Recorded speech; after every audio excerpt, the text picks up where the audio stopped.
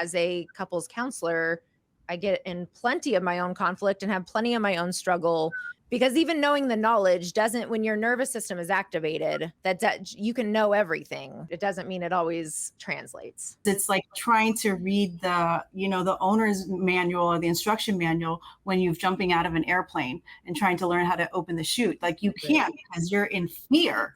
Like, what are you going to be like? Okay, I'm supposed to use an I statement right now. Like what, that's really Yeah. hard to do.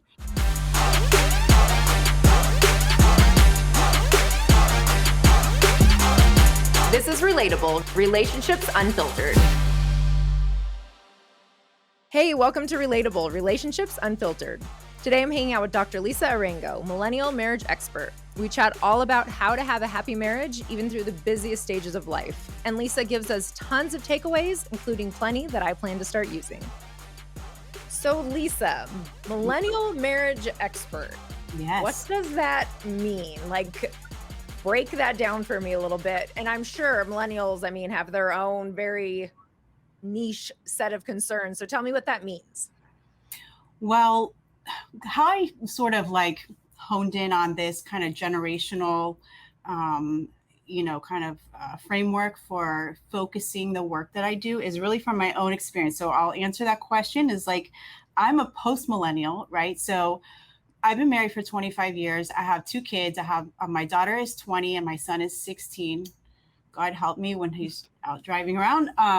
So I recall vividly and still I learned so much from that period of where the millennial generation is now, kind of that like build and grow phase of life where so much is transitioning. I mean, you're building a career, you're looking for a lifetime partner, you're getting married, you're the wedding, then it's the babies, and then it's the house, and I wanted to have it all. I am a professional woman. I've been a professor of psychology for 20 years. I was running a private practice. I had, my two kids, two dogs, a husband, like all of that. And it was a lot. And I learned so much. And I really just have such a heart for so many of my clients that are going through all of that now and understand those challenges. And that's really when, in my opinion and in my experience, where marriages either they make it or break it, because a lot of times they'll just kind of stay together, through all of that. And then they wake up one day, their kids go off to college, or sometimes they just go off to middle school and they're like, who the hell are you? Right. Right. Yeah. And I completely agree. And even as you're saying that, I think about the clients that I sit with all the time who talk about, as you're describing, it's like this quintessential, like perfect life, right? Like you have the two kids and the two dogs and the home and the career, and you have all these things. Mm-hmm.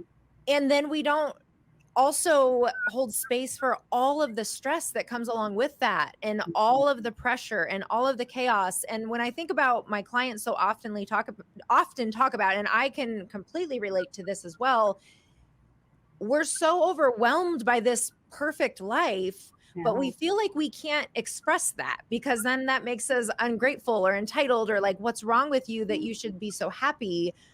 But we really don't put like acknowledgement or normalize that all of that stuff is a lot of work and takes a really big toll on our relationships. Absolutely. And we lose sight of it because, I always say that marriages are always important, but they're not urgent until they become urgent. And it's so easy. It's like we get, I always dreamed of like, oh, the happily ever after. I couldn't wait to get married and have kids. And it was just like, okay, like a checklist. Okay, finish college, check. Married, check.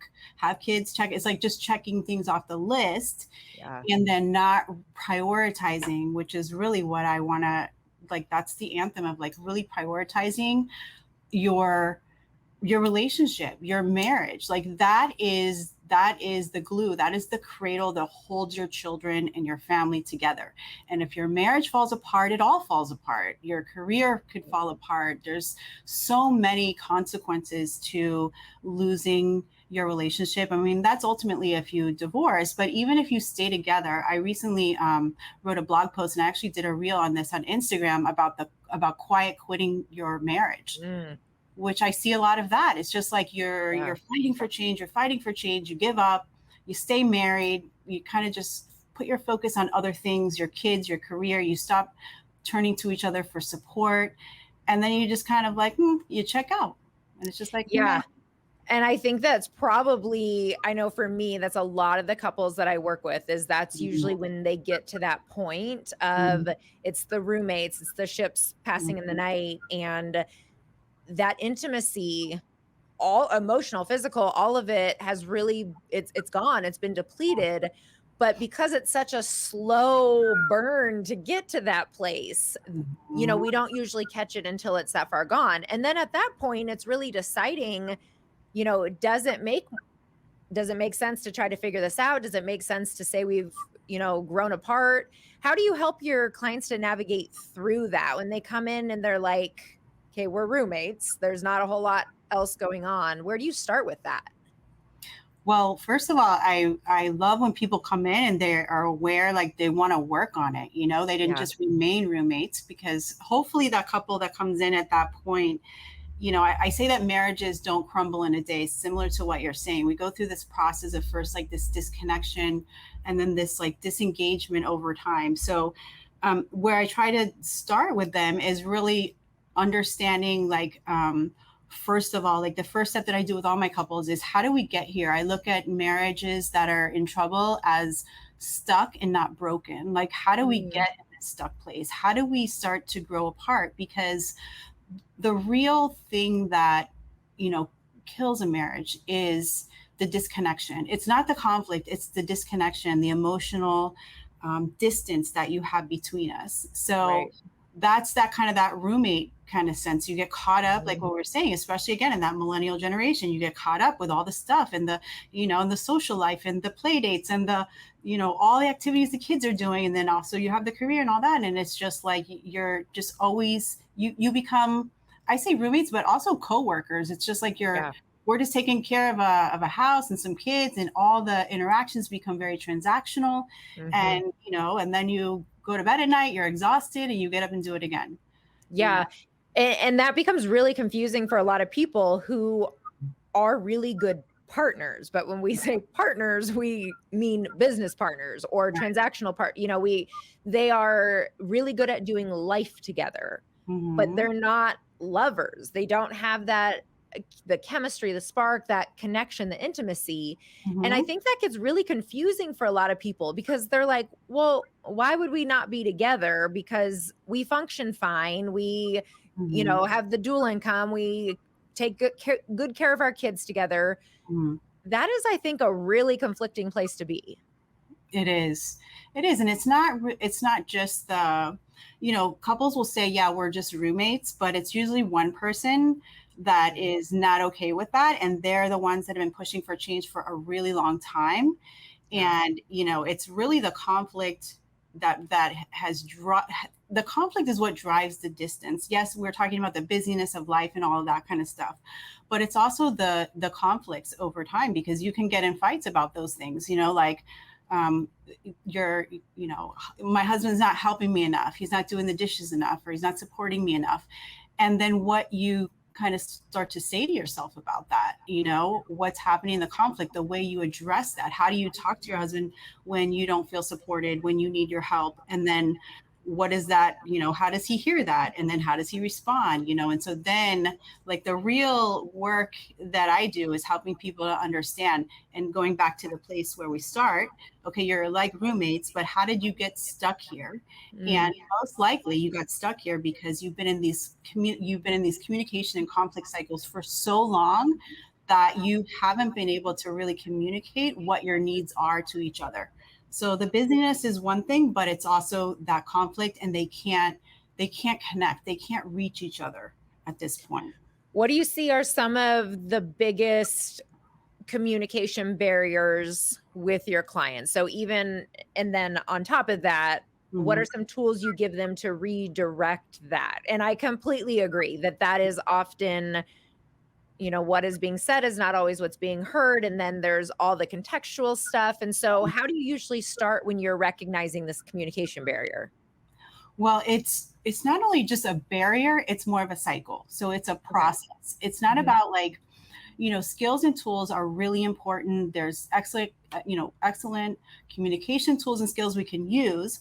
But when you're in an adult romantic relationship with this person, and I'd like to, like, maybe we could talk about like some of the assumptions that go into like what does it mean to have that kind of bond with somebody. Mm. But when you're in that kind of relationship with somebody, there's something going on there beneath what you see on the surface. And so when you get in the fights and then you get triggered into this dance with your partner and you don't really know what's going on. So instead of just the skills, it's really about understanding what's going on the surface. Like what's going on? How do we get caught up? How do we trigger each other? How do we get into this dance?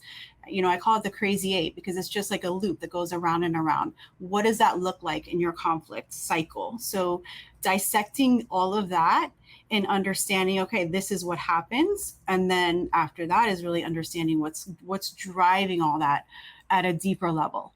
And so more than the skills. So a lot of this being EFT based, it sounds like is Oh, yes. So and that is very similar to so we're talking about a couples counseling modality that is really rooted in attachment and triggers and understanding what is driving these responses. And I do a very similar approach with my clients. I generally start with a timeline for each of them so mm-hmm, that we can understand the themes very similarly to what you're saying, so mm-hmm, that when we recognize, okay, why does Joe keep getting triggered about the same thing? And then his reaction triggers Sally in the same way. right, When we have that timeline and we can understand the themes mm-hmm, of their trauma, whether it was abandonment, rejection, perfectionism, um, we know we have a better understanding of where that's coming from, which that enlightenment, when we can look at it as like, Joe's not just trying to be a dick. Joe feels like you're being critical, like his mother was for his entire life. mm-hmm, That really gives a different spin, a different twist to the situation. mm-hmm. Yeah, 100%, because you don't recognize, intention and impact are two different things. Right. We don't recognize the impact that we have on our partners. And and then on the other side of that, we're not ever intentionally, I mean, if you love somebody, you're not intentionally trying to drive them away or hurt them, Yeah. right? So it's like really understanding, like, what are those, we all come into our marriage, our relationships with these invisible emotional wounds. Like nobody leaves childhood or relationships unscathed. Yeah. It's not like our parents tried to do something, or it's not about blaming, but it's like, how do we adapt? What do we tell ourselves? How do we explain things to ourselves growing up? And then we all have these emotional wounds, and they're invisible and they're hidden, and there's usually some shame around that. And so we adapt to it, and we have covers for that, and the ways that we protect ourselves from those wounds with our partner is usually what gets in the way, because it is usually what drives that conflict. Because when we get triggered, we go into protection mode. I call it our fear language, which our partner doesn't understand, and then that triggers them into their fear language. And now we're talking about, it's like when we're got into a fight about the dishes, but now it turns into the same fight we always get into about our relationship. You don't care about my feelings. You're never here for me. Well, you never think I can do anything right. You're always complaining. I'm always failing in this relationship. Right. And then you forget, Yeah. like, what were we even fighting about? And then it always ends the same way. Yeah, and those adaptive child tendencies that most certainly do come up, that Mm. we develop, as you're saying, we develop these protective mechanisms in childhood to survive that environment, to find a way to not feel as overwhelmed or as rejected or as abandoned when our parents really can't show up for us emotionally in the way that we need. And we take that with us, but as you're saying, invisibly into our adult relationships. And so for a lot of people, and that's where a lot of the attachment style comes in, and that might be withdrawing and isolating. And for other people, that's like fawning and try Mm-hmm. like overly chasing that attention, Mm-hmm. which ultimately exacerbates this cycle. And when you catch that that's what's going on for people. So, and I love that, even the terminology of the fear language. I think that that's very smart in terms of helping people to understand. Mhm. Again, you're not necessarily trying to intentionally be hurtful or, aggressive or whatever the case, but you are afraid. Mhm. Where do you take them from there? Like, how you create this awareness for both of them around their fear languages, and then what? What do you do with that?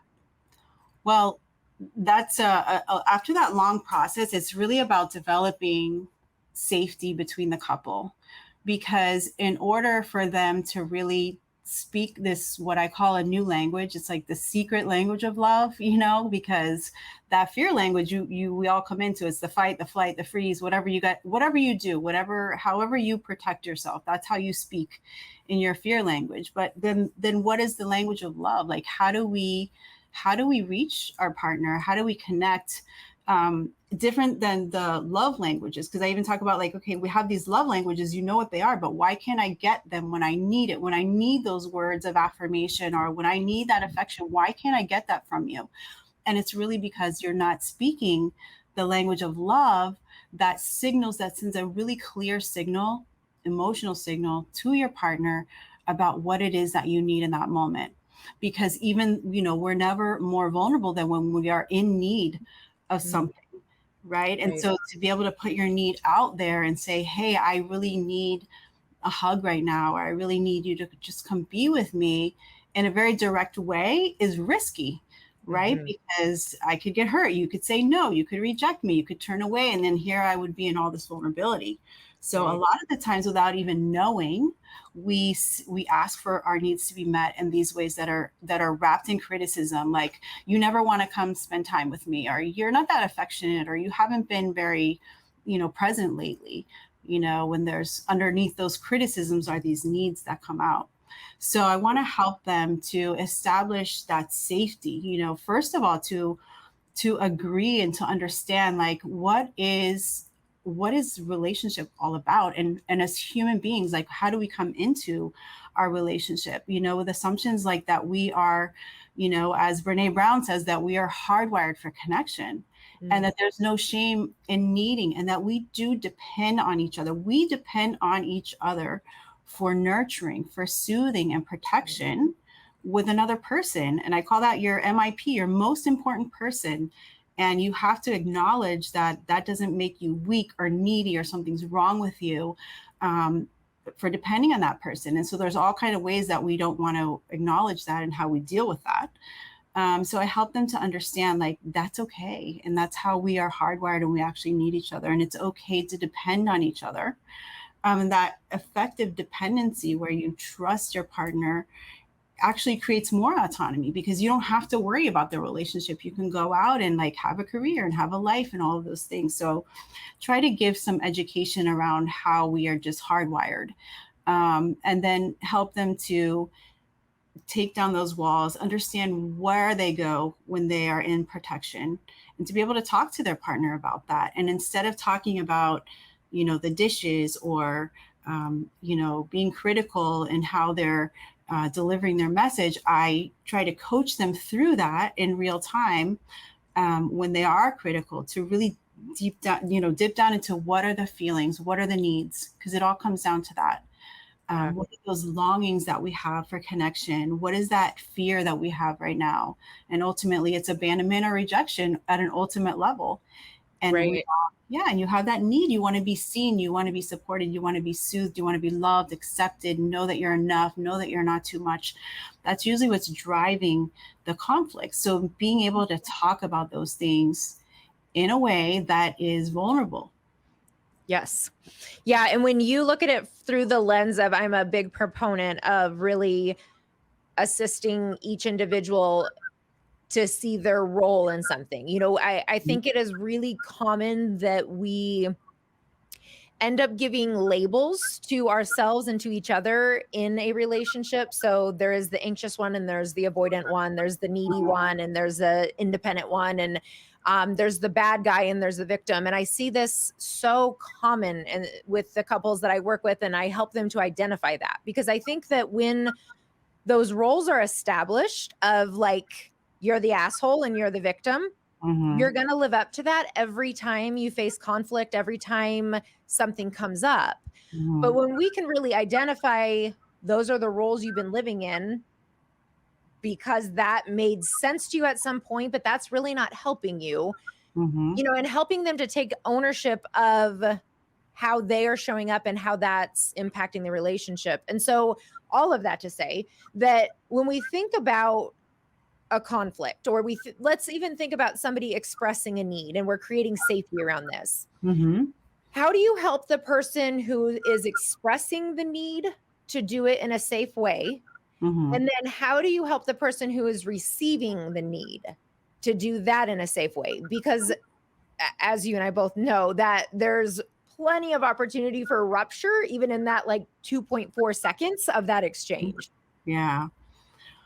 Wow, yeah, no, it's difficult, right? Because at any moment, one of them could get triggered, right? You're trying to create a Yes. safe space, and you're trying to like draw one partner out and saying it's okay, come out, you know. So for the partner that's going to be sharing a need and a fear that they may have, I try to help them to talk. I say that we can talk about our feelings. Like telling somebody how you feel is not vulnerability. Mm, Showing someone how you feel, that's vulnerability. mm. So I try to help the person who is having this big fear, this hurt, this feeling of rejection, whatever it might be, to really get in touch with that feeling. So to, not talk about it from a place of like, oh, because we could say, well, I'm really sad right now. Of course I'm sad. You didn't show up like you said you would. Sure. What is the other person reading? Because emotions have action tendencies, and anger, if they see me angry, anger pushes people away. Yeah. If the person who loves and cares about me most in the world sees me sad, I mean, if my husband sees me sad, I don't even have to ask him for what I need, because he knows. He comes close and he soothes me. And that's like, it just happens, you know? Right. So that is the first part.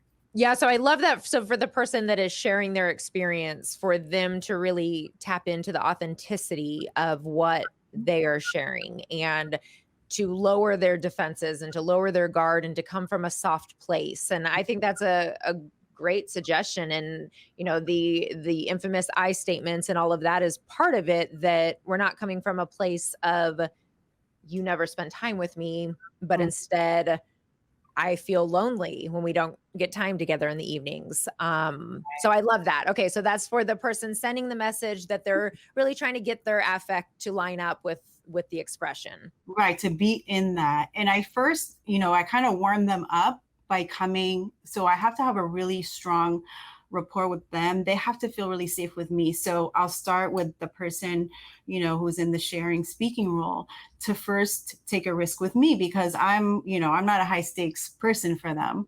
Right. But they know their partner sitting in the room.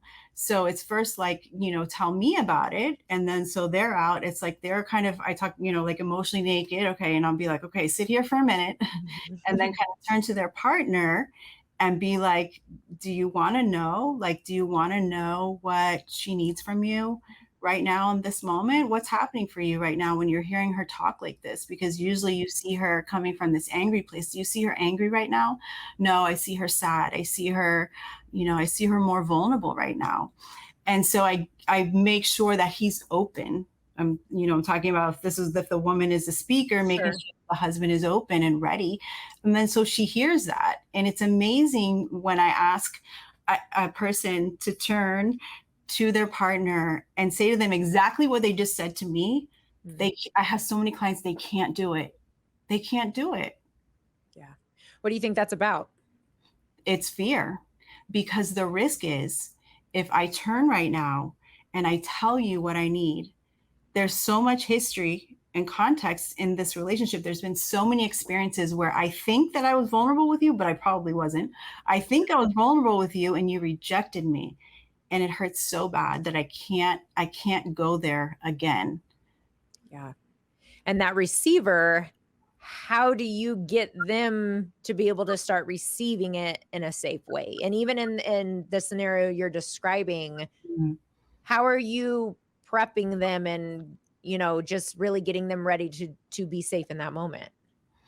Well, again, it's like checking in with them before. So I get the one partner ready to share, And then before I ask them to, there's also just a lot of so much energy going on in the room and a lot of just nonverbals. Mm. I mean, I look, sometimes there'll just be tears in their eyes because they've never seen this before, or this is what I've always wanted.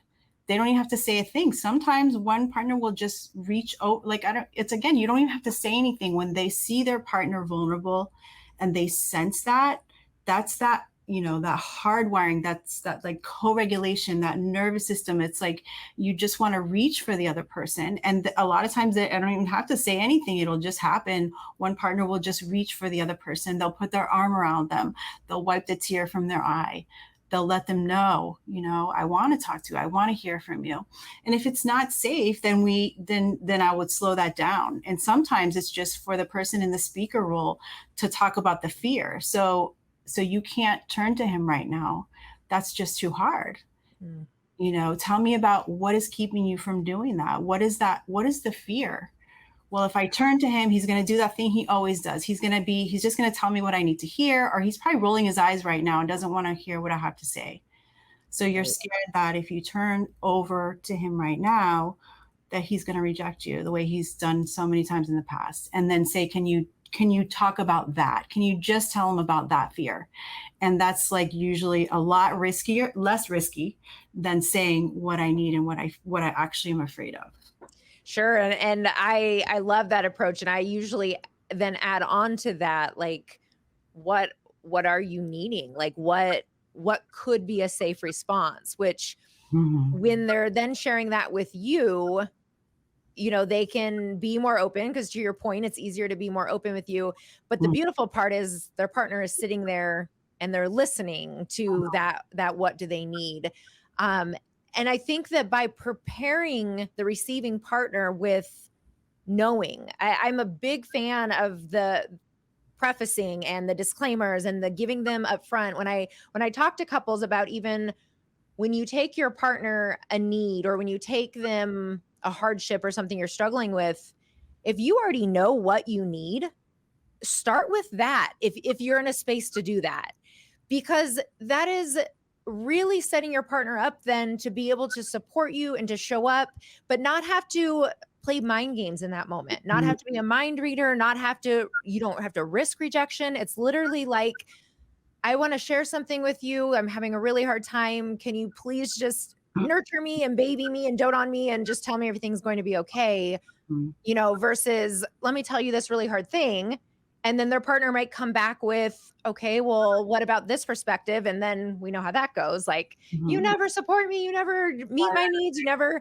So when we can prepare our partner in advance with what is needed, I find that to be really beneficial. Definitely. Yeah. And it sounds so simple, but it's so not easy, because so not easy. Like the person, like there's so much resistance to telling our partner what I want. Like I'm sure you've heard it all, Liz, the same thing. Well, if I tell him what I want, then he's just doing it because I told him, so it's not really authentic. Right. Or he should just know what I want. He's been with me for years. If he really knew me, he would just know what I want. I shouldn't have to tell him.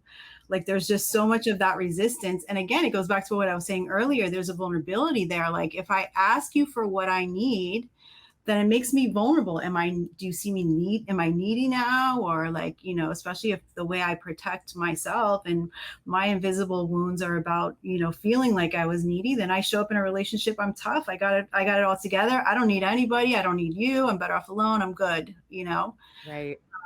Yeah. So. My pushback to that yes, of course, as couples therapists, we get that all the time. My pushback usually to that is, yes, and you've been with them for 20 years and they have not yet done the thing you need. So you should also know them. You know what I mean? If the argument is, well, they should know by now, well, you should also know by now.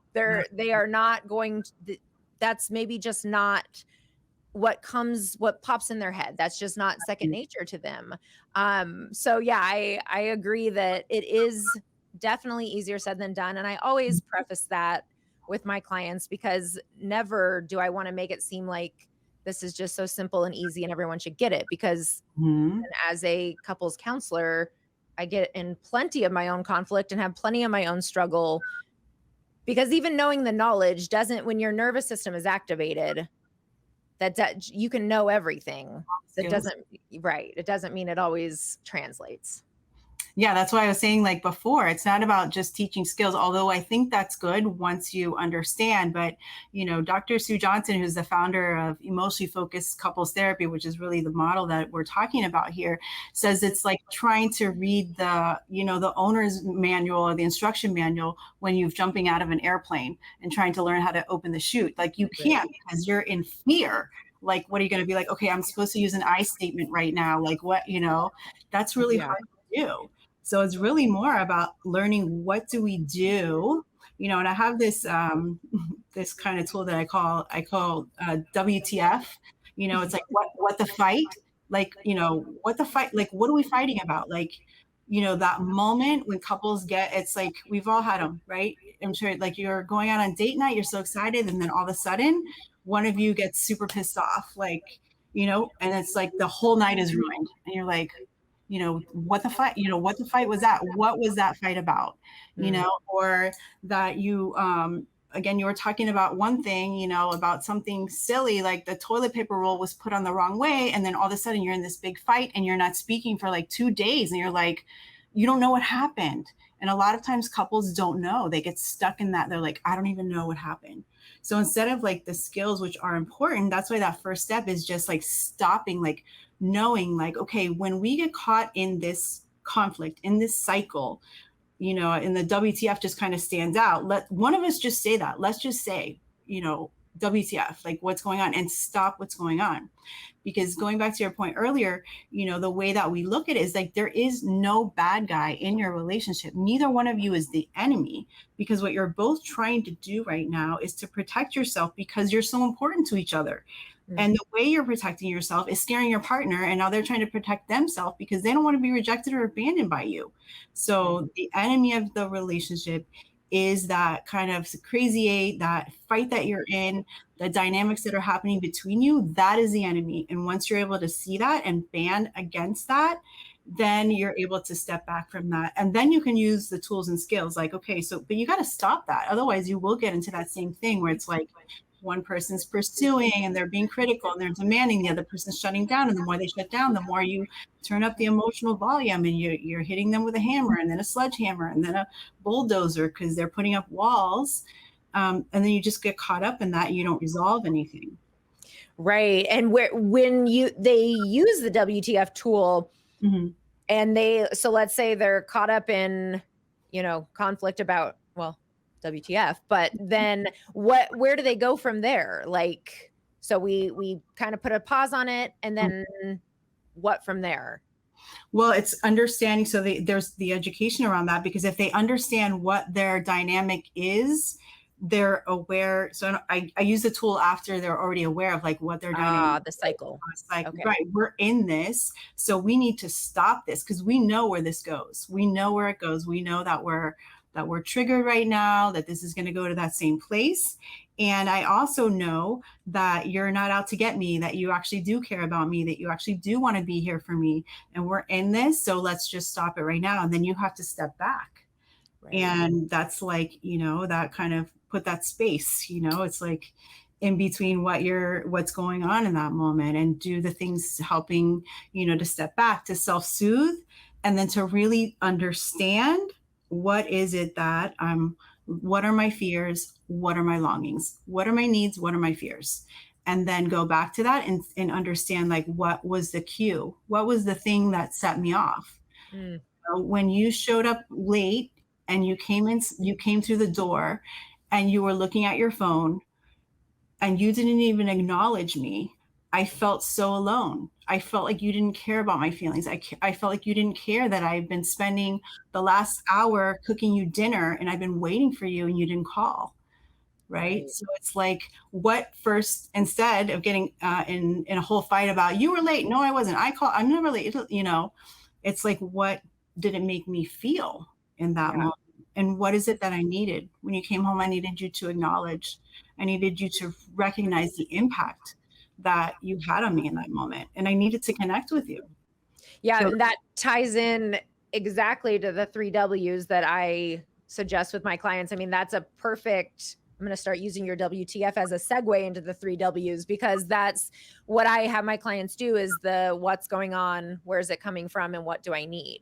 So Mhm. when they catch that they're in conflict, I usually suggest the term, I need to take a quick time out, but I could see the WTF really sticking and being like top Mhm. of mind for them to be able to say versus, I need a timeout. But then doing the 3 Ws of, okay, take a second, what's going on, like what's happening in my body right now, what's the reaction, what's it reminding me of, where is it coming from, like you came in, you're on your phone, and then what do I need? I need connection, and that's what caused me to become so upset when you walked in on your phone.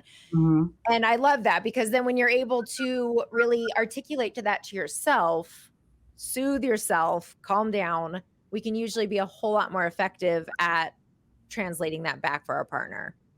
100%. Yeah, and I love those questions. That's really good. Yeah, so Yeah, that's and work.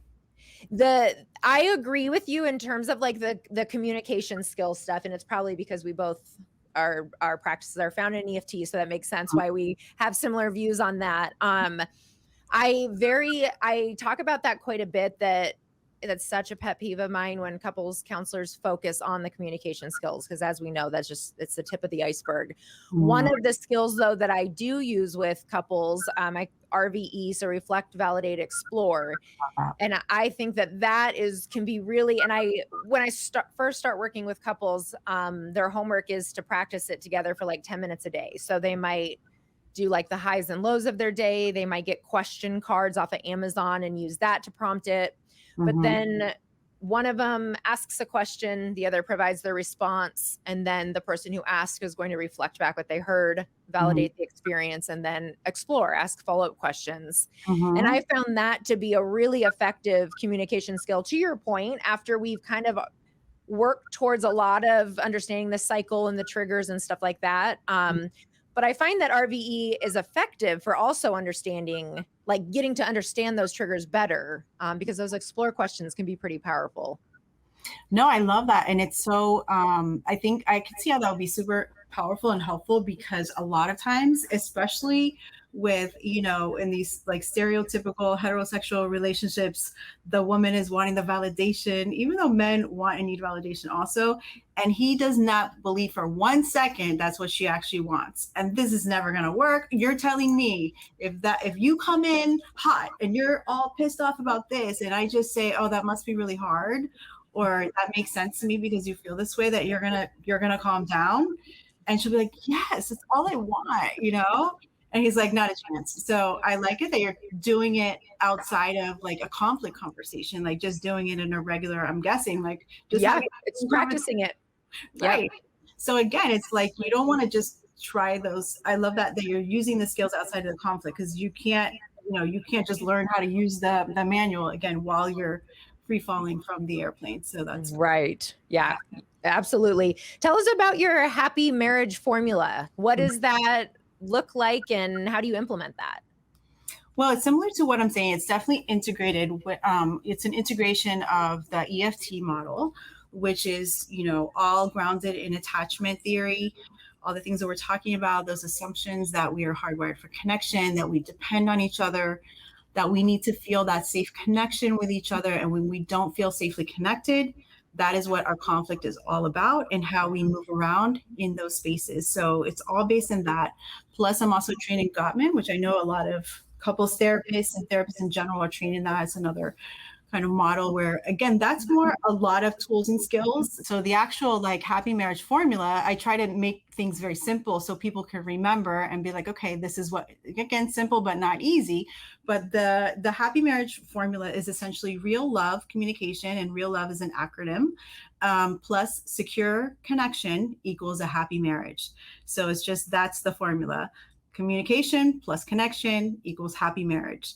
And then I have like 3 steps that I take them through, again, integrated in all of the EFT, attachment theory, and then some of the tools and skills from Gottman, and also from other, just again, my own experience being married for a very long time and doing my clinical practice with couples and individuals. So it's 3 steps. The first is like the insight part, and that's really just understanding how did you get into like what I call the stuck place and what's really going on in your present conflict. So working through all the things that we just, talked about.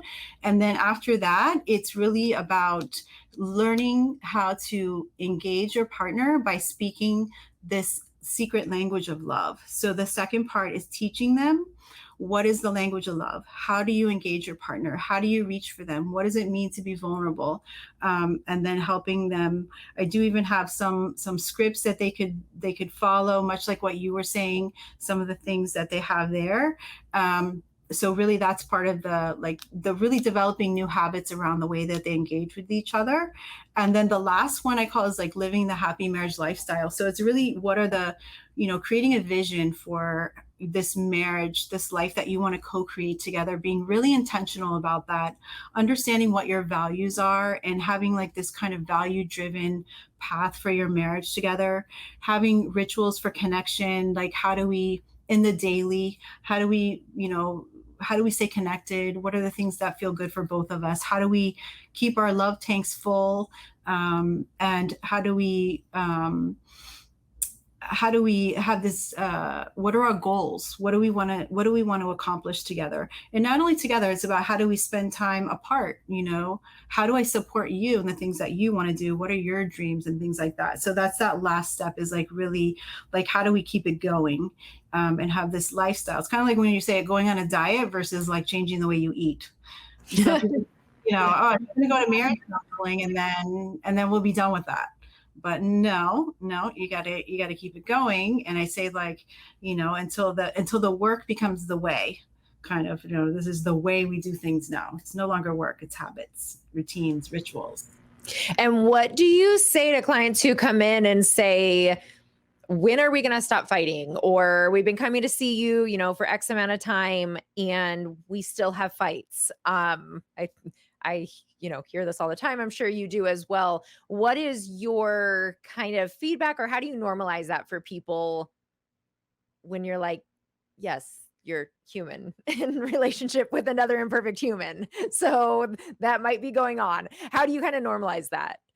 So I use a kind of an analogy for, I'm a runner. So I have my Apple Watch. So when I get done running, it'll tell me my heart rate and then it'll tell me what zone I'm in. And so I measure my cardiovascular health by how quickly I go from, the red zone back to the blue zone. Right. And so it's not how you measure your relationship and how healthy your relationship is and how happy is not how much you get into conflict. It's how quickly can you get back into safe connection, right? So the stress test for your marriage, just like it is whenever you go on the machine, I've never done a stress test, but whenever you're getting your heart, the stress test, you go on the treadmill and then like what I was saying is like, okay, how long is it going to take for your heart rate to come back down? How long does it take you to get back into safe connection? And then organically those fights will happen less, they'll be less intensive, and less intense and less frequent, but that's not really the goal. The goal is how do we get back into safe connection? And so just understanding that, and really no conflict is not a healthy marriage. When I have couples who come in and they say we never fight, I'm like, oh no, this is not good, because nobody's been on the dance floor for a very long time. That means nobody's pushing for change. Nobody's asking for anything. And you've kind of really separated. So we don't want that. That's not right. Not a goal. And the opposite of love is not hate, but rather apathy. So when we are feeling indifferent towards each other and we don't even have the energy to fight, that is usually a much bigger concern than if the conflict is persisting. And that's such a good analogy. And I talk about that a lot with my clients. It's not about the rupture, it's about the repair. So are you able to repair? How quickly can you repair? Are you willing to repair? Right. All of that is what's going to make the difference, because conflict it's inevitable. It's going to happen. So I love your analogy to that. Lisa, where can people learn more about you, your website, social media? How can you be found? Yeah, thanks, Liz, for asking. Yeah, my social media handle is at Dr. Lisa Arango. And then I also have a website where they can learn more about the work that I do. And also they can download my free WTF tool from there. And it's drlisaarango.com. I also have a weekly newsletter that I put out. So, yeah. Very cool. I'm going to go download your tool for sure. Well, thank you so much, Lisa, for sharing your insights. It was such a good conversation, such valuable takeaways. Thank you for coming to hang out with me today. Thank you, Liz. Thank you for having me. It's been really nice, really fun. Thank you. Absolutely. WTF, Lisa. That was amazing. Thank you for all the tips and tools. And thank you all for hanging out on Relatable Relationships Unfiltered. Make sure to subscribe to our YouTube channel, sign up for my newsletter, and find me on Instagram at Dr. Elizabeth Fedrick.